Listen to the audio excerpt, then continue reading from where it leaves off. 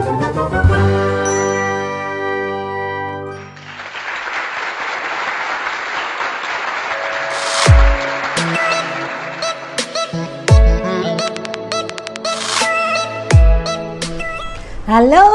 jumpa lagi dengan Oma Ning ya. Seperti biasa, Oma selalu ingin berbagi sehat cara alami untuk Ancu, anak cucu dan kita semua. Kali ini Oma pakai baju warnanya hijau karena Oma nih baru saja dikukuhkan menjadi pengurus GP Jamu Nasional sebagai wakil sekjen kelima. Oma membidangi tentang penelitian dan pengembangan jamu ya, atau tanaman obat Indonesia. Mohon doanya ya, mudah-mudahan Oma bisa melakukan yang terbaik untuk bangsa Indonesia ya. Nah, kali ini Oma ingin berbagi satu tanaman yang kadang membuat rancu di masyarakat. Kenapa? Karena orang taunya ini daun sirih, padahal bukan ya. Mirip sekali daun sirih, tetapi ini namanya karo, tanaman karo. Atau ada juga yang menyebutnya bukan karo tapi kado. Ada yang bilang sirih tanah, sirih lanang ya, macam-macam. Sampai pernah ada yang, Bu boleh minta sirihnya enggak? Mana sirihnya? Oh itu bukan sirih, ini karo ya. Jadi ada bedanya ya. Nah, kemudian kandungan kimia dari daun karo apa saja sih? Ini antara lain saponin, polifenol, flavonoid, minyak atsiri ya. Ini kemudian dia punya kandungan kalsium, kalium, lalu magnesium, dan vitamin B1, vitamin B2, dan juga vitamin C. Aduh, pokoknya tanaman ini yang jarang dilirik ya. Ini Indonesia punya loh tanaman karo ya. Nah, ini di Asia Tenggara dimanfaatkan sebagai pengobatan. Kalau di Thailand, Filipina ya, ini malah jadi sayuran. Nah, Ancu, kalau mau nyayur, banyak sebetulnya tanaman obat yang bisa dimanfaatkan jadi sayur. Oke. Nah, kemudian sekarang membicarakan tentang khasiatnya. Karo ini sendiri memang dia mempunyai khasiat anti radang seperti halnya daun sirih. Ya, anti radang dia. Tetapi dia peluru lendir.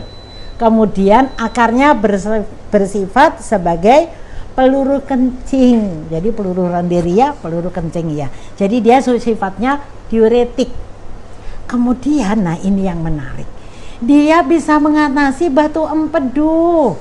Ini yang Oma begitu baca literaturnya, oh ya ampun, ini bagus sekali ya, mengatasi batu empedu. Kemudian dia juga bisa jadi obat asma, obat batuk. Lalu juga, nah menariknya dia bisa juga jadi obat untuk kulit. Seperti misalnya ada panuan, ada kudis misalnya ya. Ini nanti dihancurkan lalu ditempelkan di bagian yang ada panunya, ada kudisnya gitu ya.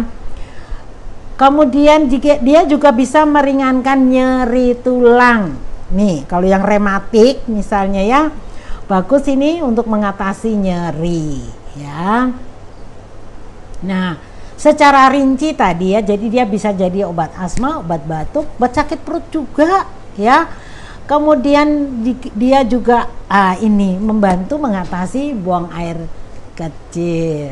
Oke, nah cara mengkonsumsinya sekarang. Jadi ini bisa dijadikan sayur, mau ditumis, mau di sayur bening misalnya, boleh dicampur bayam misalnya, boleh ya. Tetapi Oma kali ini ingin memberi contoh bagaimana kalau jadi minuman kesehatan, tidak harus nunggu sakit kan. Nih tadi Oma udah coba minum, rasanya di leher itu anget gitu ya, anget ya. Jadi caranya kalau misalnya mau dikeringkan seperti video Oma beberapa waktu yang lalu, cuman dipotong-potong, dibiarkan saja di suhu ruangan ya. Atau kita mau yang langsung segar, boleh gak? Boleh, nih Oma bawa gunting nih ya. Jadi kita bisa ambil daunnya begini, ini udah dicuci tadi ya. Nah, seperti ini. Kemudian dipotong-potong. Nih, ini kan karena hanya satu gelas, jadi boleh satu saja dipotong-potong begini ya.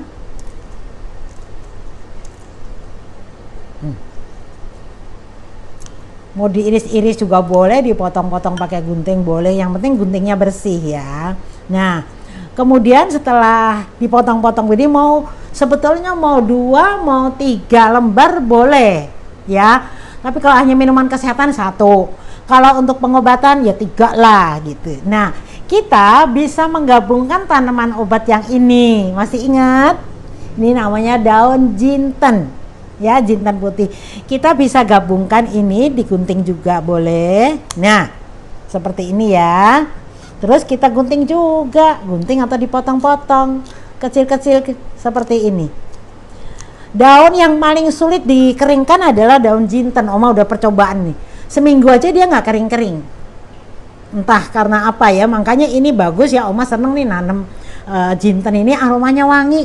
Ingat ya, bisa dijadikan campuran untuk nasi goreng, bisa jadi minuman ya.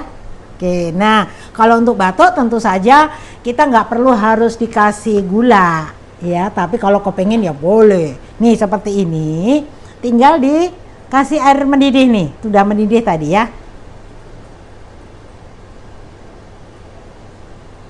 Nah seperti itu saja, sudah jadi teh herbal ya. Ditutup dulu karena dia mengandung minyak atsiri, supaya minyak atsirinya nggak hilang. Oke, nah gampang sekali ya. Ditunggu sampai nanti dingin ya, anget-anget lah begitu ya. Nah kalau misalnya kita sedang ada radang juga, ini bisa. Jadi bukan hanya untuk batuk ya, radang tenggorokan misalnya, ini bagus sekali. Mau pakai daun karuk saja bisa, digabungkan itu lebih bagus kalau ada ya. Jadi kedua tanaman ini sama-sama membantu mengatasi asma atau batuk ya. Gampang ya membuatnya, tidak usah rumit-rumit. Oke ya, semua orang bisa sehat